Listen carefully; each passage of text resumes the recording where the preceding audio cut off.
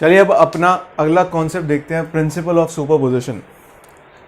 Principal of superposition, पहले आपको एक फिगर दिखाई दे रहा है, ये प्रॉपर पूरा एक बार है, राइट। अगर आपसे कोई कहे कि मेरे को इसकी टोटल डिफॉर्मेशन निकालनी है, लेट्स से डेल्टा,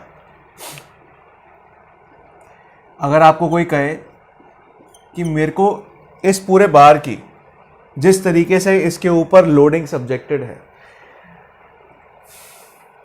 मुझे कोई कहे कि मेरे को टोटल डिफॉर्मेशन निकालनी है, बाकायदे ये जो सारी लोडिंग है ये सारी की सारी एक्सेल लोडिंग है, right.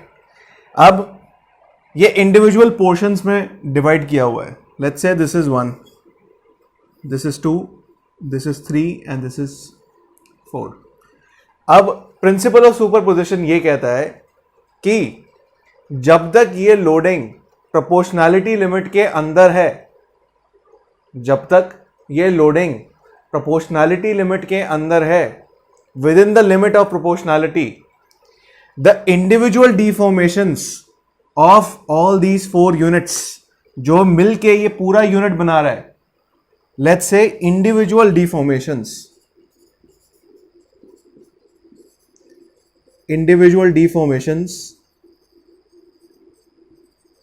of all the units, let's say it is delta 1, delta 2, delta 3 and delta 4। तो प्रिंसिपल ऑफ सुपरपोजिशन ये कहता है, सो एज पर प्रिंसिपल ऑफ सुपरपोजिशन,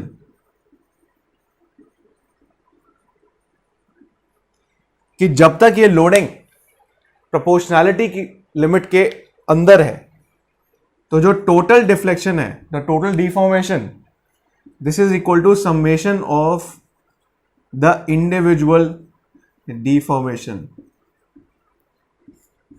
ये इंडिविजुअल डिफॉर्मेशंस का समेशन होगा total deformation within proportionality limit, within proportionality limit, right. क्योंकि अभी हमारी जो सारी कैलकुलेशंस हैं अभी तक वो प्रोपोर्शनैलिटी लिमिट के अंदर ही हम कर रहे हैं, राइट। प्रोपोर्शनैलिटी लिमिट माने जो हमारा स्ट्रेस स्ट्रेन कर्व था ओ से लेकर ए के बीच की सारी हमारी कैलकुलेशंस हैं अभी तक, राइट। तो ये प्रिंसिपल जब तक वैलिड रहेगा, माने ये इक्वेशन जब तक वैलिड रहेगी जब तक ये पूरा जो बार है हमारा और इसके अंदर जो लोडिंग है, उस लोडिंग की वजह से जो स्ट्रेसेस डेवलप हो रहे हैं वो विद इन प्रोपोर्शनैलिटी लिमिट है, राइट। तो ये आपका सुपरपोजिशन का प्रिंसिपल कहता है, राइट। ये मैंने एक सिंपल एग्जांपल लिया है कि अलग अलग लोडिंग लग रही है, 8 4 2 2 2 4 ऐसे, राइट। अब जब हम इनको अलग अलग करेंगे तो हर बार के ऊपर एक अपनी इंडिविजुअल फोर्स लग रही होगी, राइट। इंडिविजुअल लेंथ है तो उसके कॉरेस्पॉन्डिंगली हम लोग ये चारों डिफॉर्मेशंस निकालेंगे और चारों का समेशन करके हम टोटल डिफॉर्मेशन निकाल सकते हैं। तो ये आपका हो गया प्रिंसिपल ऑफ सुपरपोजिशन। एक बात याद रखना, कोई आपसे वाइवा में पूछे, ये आपको जवाब देना है कि प्रिंसिपल ऑफ सुपरपोजिशन जो है वो सिर्फ और सिर्फ उन स्ट्रेसेस के लिए वैलिड होगा जब तक वो स्ट्रेसेस प्रोपोर्शनैलिटी लिमिट के अंदर होंगे। ये बहुत इंपॉर्टेंट पॉइंट है। अगर वो प्रोपोर्शनैलिटी लिमिट से बाहर होंगे तो प्रिंसिपल ऑफ सुपरपोजिशन वैलिड नहीं होगा। तो ये आपके वाइवा में पूछता है और काफ़ी बार मेरे से भी पूछा हुआ है और काफ़ी बार वो पूछता भी है। सिंपल, अगर आपको थ्योरेटिकल सवाल आता है इसके पीछे तो ये इस चीज़ को अपनी भाषा में लिख देना। अगर न्यूमेरिकल सवाल आता है तो अभी हम इस कॉन्सेप्ट को यूज करके एक बड़ा न्यूमेरिकल भी करेंगे, right. Please take a note of this first. Now अगला देखते हैं, अगला concept, bars of varying cross section.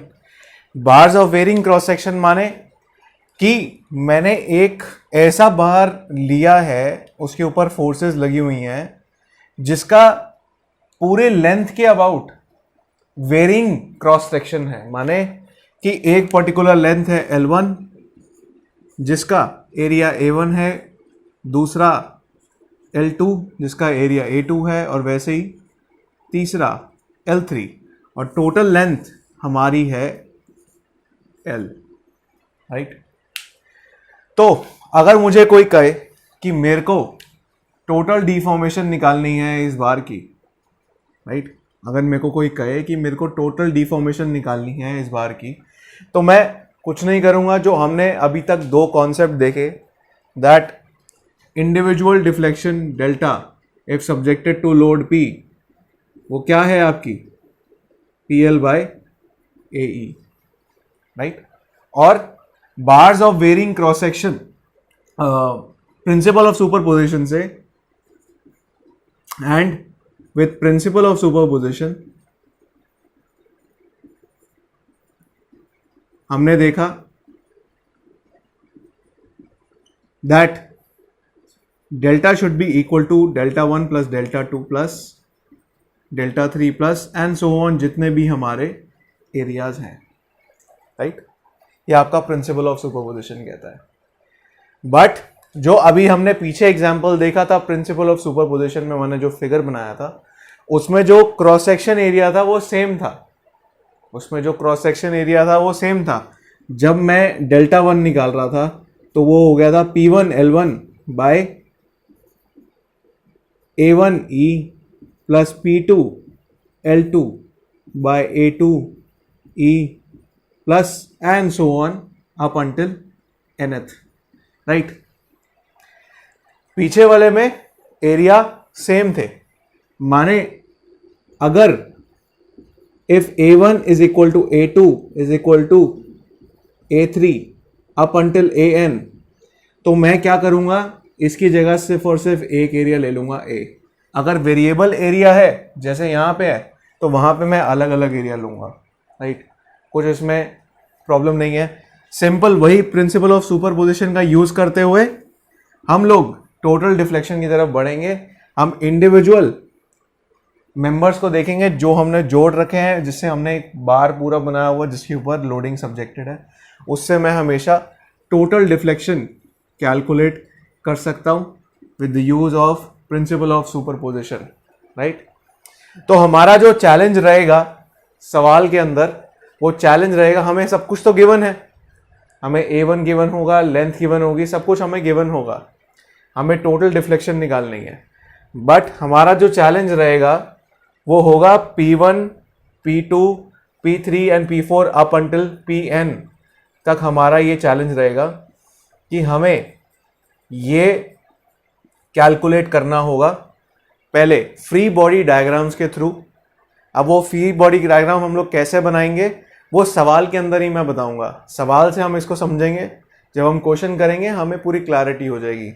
तो हम एक क्वेश्चन को पकड़ेंगे जिससे मैं पूरा का पूरा आपको क्लैरिटी दूंगा कि ये कॉन्सेप्ट को मेरे को कैसे आगे लेके जाना है, right. Please take a note of this. अब ये एक सिंपल एग्जांपल देखते हैं।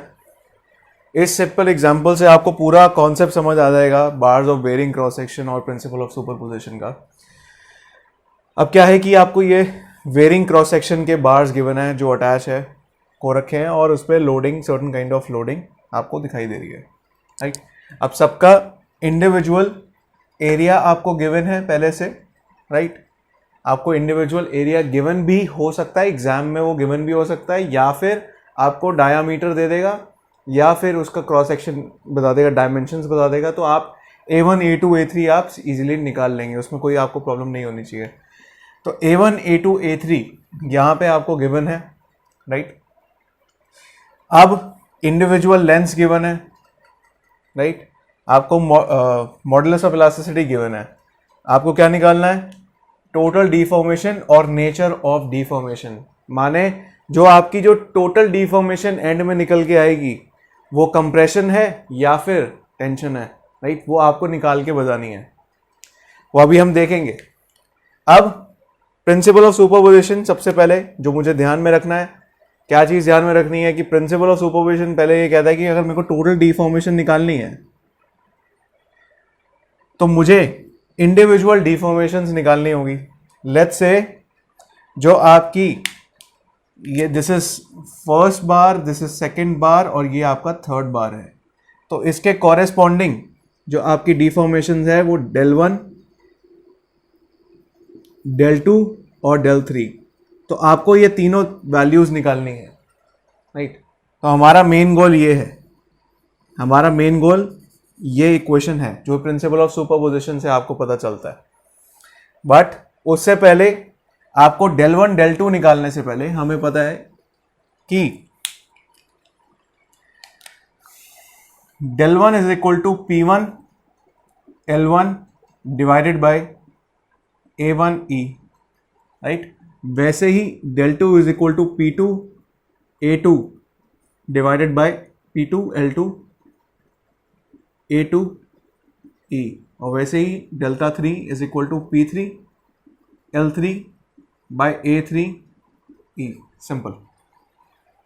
अब मेरे पास A1 A2 A3 मेरे को पता है, E की वैल्यू हमें पता है, L3 L2 और L1 भी हमें पता है, पर क्या निकालना है?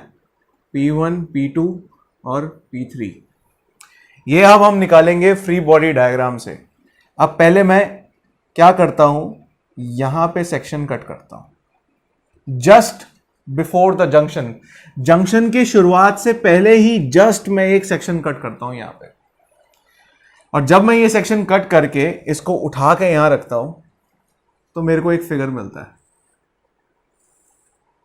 मेरे को एक फिगर मिला, ये आपका फर्स्ट है फिगर, और इसकी लेंथ कितनी है?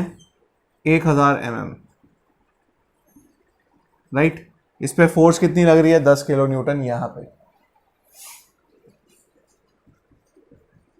अब इक्वेशन ऑफ स्टैटिक इक्विलिब्रियम आपने मैकेनिक्स में पढ़ा होगा अपने फर्स्ट ईयर में।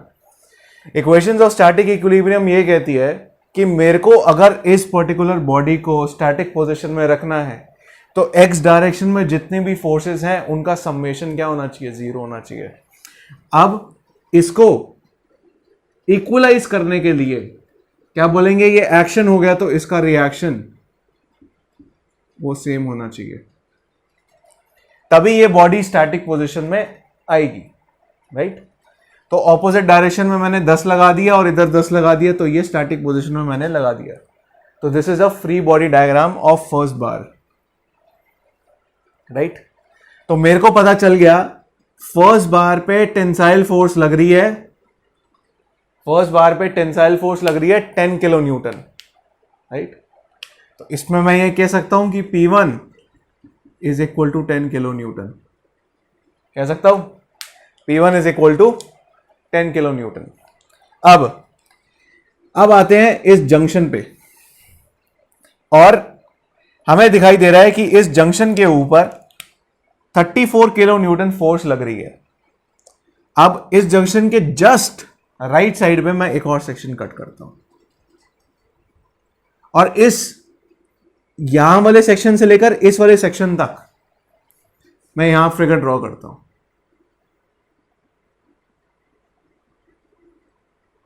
अब इसके ऊपर जो ये वाला जंक्शन है, यहां पे कितनी फोर्स लग रही होगी? ये 10 किलो न्यूटन इक्वल रिएक्शन इस तरफ लगेगा, इस जंक्शन के ऊपर, इसमें, राइट। और ये आपकी हो गई बीच का जो जंक्शन है ये वाला, जिसके ऊपर 34 किलो न्यूटन लग रहा है फोर्स, जिसके ऊपर 34 किलो न्यूटन फोर्स लग रहा है। और ये आपका अगला सेक्शन जो ये वाला सेक्शन है, राइट। अब इसके ऊपर कितनी फोर्स लगनी चाहिए? अब मुझे पता चल रहा है कि यहां पे 34 जा रहा है, यहां 10 जा रहा है, तो मेरे को इस डायरेक्शन में 24 लगानी पड़ेगी, ताकि जितनी भी फोर्सेस लेफ्ट साइड पे जा रही है और जितनी भी फोर्सेस राइट साइड पे जा रही है, दोनों का सम क्या है? सेम है, राइट। लेफ्ट साइड पे जाती हुई फोर्सेस का सम क्या है? 10 + 24 34, और जो ये राइट साइड पे जा रही है उसका क्या है? 34। तो इसका मतलब ये वाली फोर्स मेरे लिए अब बेनिफिशियल होगी, क्योंकि ये वाली फोर्स इस जंक्शन पे लग रही, जंक्शन से जस्ट आगे जो मैंने सेक्शन काटा ये वाला, वो ये लग रही है, राइट। तो यहां मैंने काटा इस पे 24। अब इस जंक्शन से मैं आगे बढ़ता हूं, तो ये मैंने सेक्शन काटा जिस पे 24 लग रही है। अब वही उसको मैंने कैरी फॉरवर्ड किया और यहां पे आया। कहां पे आया? जस्ट अगले जंक्शन से पहले मैंने एक और सेक्शन कट किया, राइट।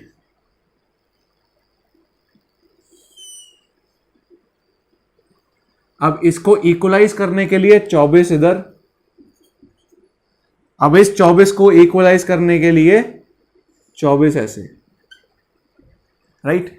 मैं ये 40 नहीं लूंगा, 40 इसलिए नहीं लूंगा क्योंकि ये जंक्शन पे लग रहा है, पर मैंने सेक्शन कहां काटा है? जस्ट 40 से पहले काटा है, तो 40 मेरा अभी फिगर में नहीं आएगा। तो इसका मतलब सेकंड बार पे कितनी फोर्स आ रही है? सेकंड बार पे कितनी फोर्स आ रही है? 24, जो कि कंप्रेशन है। This P2 is equal to 24 kilo newton compression. ये क्या थी? टेंशन थी, राइट।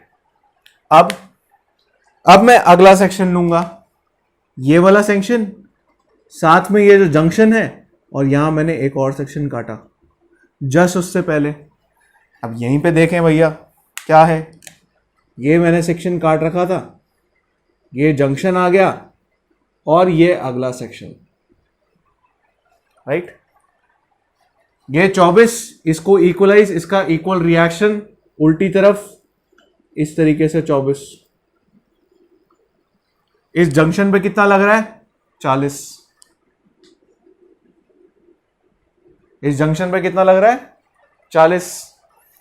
अब इसको इक्वलाइज करने के लिए 40 इधर है, 24 इधर जा रहा है, ज्यादा ये है, तो मेरे को 16 इधर लगानी पड़ेगी, तब जाके ये इक्वलाइज होगा, है ना। ये हुई बात कि 16 मेरे को इधर लगाना पड़ेगा, तभी जाके ये इक्वलाइज होगा। देखिए जो राइट साइड में जा रही है उसका समेशन कितना है? 40, और जो लेफ्ट साइड में आ रही है उसका कितना है? 40। तो स्टैटिक पोजीशन में हुआ ये। अब अगले बार पे जो फोर्स कैरी फॉरवर्ड हो रही है वो कितनी है? 16 किलो न्यूटन, राइट। अगले बार पे जो फोर्स कैरी फॉरवर्ड हो रही है वो कितनी है? 16 किलो न्यूटन। माने जो हमारा तीसरा बार है, अब इधर, अब इसको इक्वलाइज, ये इधर जा रहा था तो इधर फोर्स 16 किलो न्यूटन, और ये 16 किलो न्यूटन बाहर यहां पे, राइट। तो यहां पे आपकी P3 की वैल्यू क्या हो गई? 16 kilo Newton tension, right. Simple. अगर इसमें से कोई भी चीज आपको समझ ना आई हो, थोड़ा सा रिवाइंड करके रिप्ले करना। बाकायदे मैं आपको बता देता हूं प्रॉब्लम आती कहां है। प्रॉब्लम आती है इस पोर्शन में और इस पोर्शन में, जो जंक्शन हम लेते हैं। सिंपल है, कुछ नहीं है कॉम्प्लिकेटेड। यहां जस्ट पहले मैंने सेक्शन काटा, फिर उसको मैंने देखा इसको इक्वलाइज करने के लिए 10, फिर यहां से 10 कैरी फॉरवर्ड हुआ इस पे, और यहां देखा जंक्शन पे यहां 34 लग रहा था तो मैंने यहां 34 लगा दिया, फिर इसको इक्वलाइज करने के लिए 24 मेरे को यहां लगाना पड़ा अगले सेक्शन पे, राइट। वैसे ही मैंने यहां किया। ऐसे करते हुए मैंने P1, P2, P3 ये तीनों निकाल ली, जो मेरा चैलेंज पूरा हो गया, राइट। अब मेरे को ये वैल्यू भी मिल गई, ये वैल्यू भी मिल गई, और ये वैल्यू भी मिल गई। अब सिंपल मैं क्या करूंगा? डेल्टा 1, डेल्टा 2 और डेल्टा 3 निकाल लूंगा और मेरा प्रॉब्लम सॉल्व हो जाएगी, राइट। पहले आप इसको नोट डाउन कर लीजिए, मेरे को थोड़ा सा इरेज करना पड़ेगा, फिर उसके बाद हम आगे बढ़ते हैं।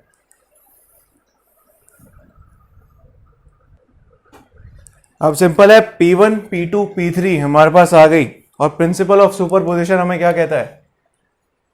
that delta is equal to total deflection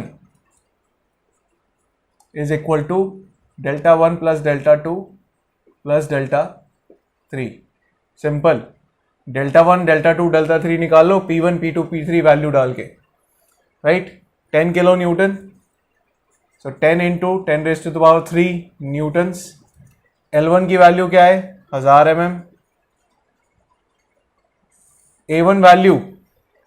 A1 की वैल्यू आपको गिवन थी 490.9 इंटू 2.05 इंटू 10⁻³। ये आपका हो गया डेल्टा 1 का एक्सप्रेशन। डेल्टा 2 आपकी वैल्यू P2 आपकी निकल गई 24 इंटू 10⁻³ इंटू लेंथ कितनी थी हमारी? 600 mm डिवाइडेड बाय एरिया कितना था? 1963.5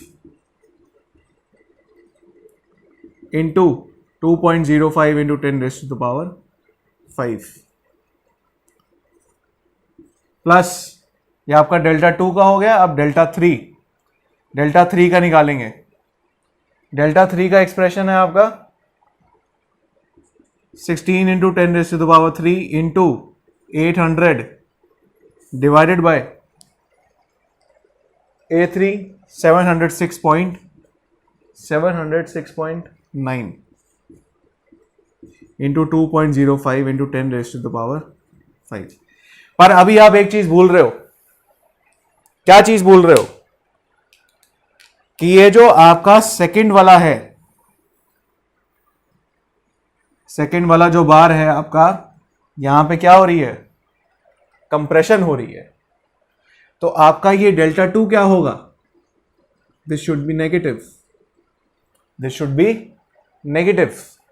हेंस ये मैं जो प्लस साइन है ये माइनस साइन यहां पे लगाऊंगा, राइट। याद रखिएगा ये चीज। ये मेरा इस तरीके से रेड से मार्क करने का मतलब ये है क्योंकि आपकी कैलकुलेशन में फर्स्ट, सेकंड नहीं तो थर्ड टाइम या आपकी कहीं ना कहीं गलती होगी।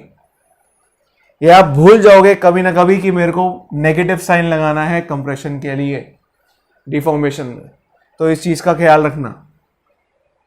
उसके बाद जब मैं फाइनल डिफॉर्मेशन ऑब्वियसली अपना कैलकुलेटर यूज करके निकालूंगा, तो डेल्टा 1 की यहां पे वैल्यू आ रही है 0.099 mm माइनस 0.036 mm, उसके बाद 0.088 mm। तो ये आपकी वैल्यू है, ये आपकी डेल्टा 1 है, ये डेल्टा 2 है और ये आपका डेल्टा 3 है, राइट। सिंपल, इसको सॉल्व करिए, आपको जो फाइनल वैल्यू मिलेगी वो है 0.151 mm, राइट। तो आपकी ये जो टोटल डिफॉर्मेशन निकल के आ रही है वो है 0.151 mm। अब ये पॉजिटिव आ रही है। पॉजिटिव आने का मतलब क्या है? फाइनली क्या है आपको मिल रही? आपको फाइनली इलॉन्गेशन मिल रही है। ये पॉजिटिव निकल के आ रही है तो आपको फाइनली इलॉन्गेशन मिल रही है, राइट। तो आपसे पूछा था नेचर ऑफ डिफॉर्मेशन भी बताना है, वो क्या है? Elongation. This is your nature of deformation, nature of deformation, right. Simple, please take a note of this.